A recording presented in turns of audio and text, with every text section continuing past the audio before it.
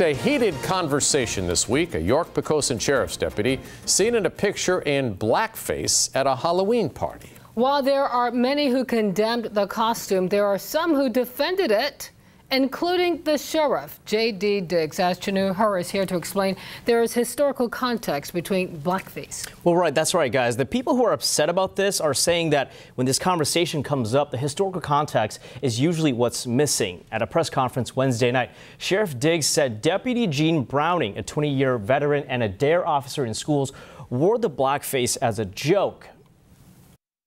Deputy Browning's intent was to simply portray Wilson as a political celebrity, as Browning's boyfriend was in costume portraying Donald Trump. In his written statement, the sheriff did not reference the blackface in the picture of Browning, instead describing her as a, quote, well-dressed person wearing Congresswoman Frederica Wilson's signature hat, and there was no intent to mock or degrade Wilson or President Trump. But I talked to professors at both Christopher Newport University and Norfolk State University who have studied the history of blackface, and they say it's not a joke now, and it's not a joke ever. A simple internet search for the term blackface brings up a long list of images, some old and some new, but all meant to be in the form of a joke. And the history of blackface and menstruality is supposed to be a joke. The problem is black people are the punchline. It's been this way since the 1800s, as Dr. Patricia D. Hopkins has learned in her years of studying. She's the director of African American Studies at Christopher Newport University. That was offensive in 1830.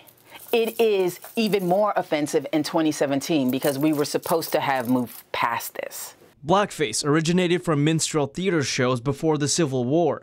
The population was still largely segregated and black people excluded, including the show business. At the time that this starts, white audience didn't want to pay money to see black people on stage.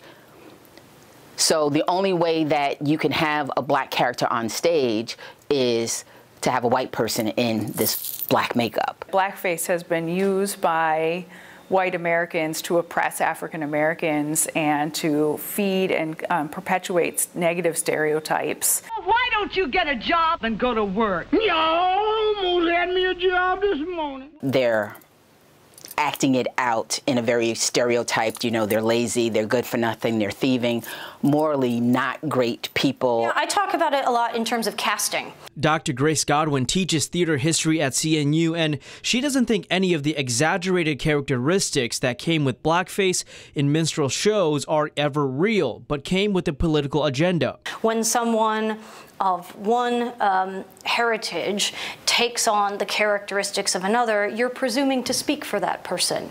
And that is problematic in the extreme. Recent pictures of a York-Poquoson sheriff's deputy donning blackface in a costume came with backlash, but also support. Some don't see the big deal. What do you say to people who just say, get over it? Participated in 2017 is and then to try and claim that it is not racist is really ignoring our history and also ignoring the role that blackface has played in some really negative parts of American culture. Now, we do have much more from these interviews that didn't air tonight. That is posted on 13newsnow.com, and I also have a link to that on my Facebook page. Chanu Hur, 13 News Now.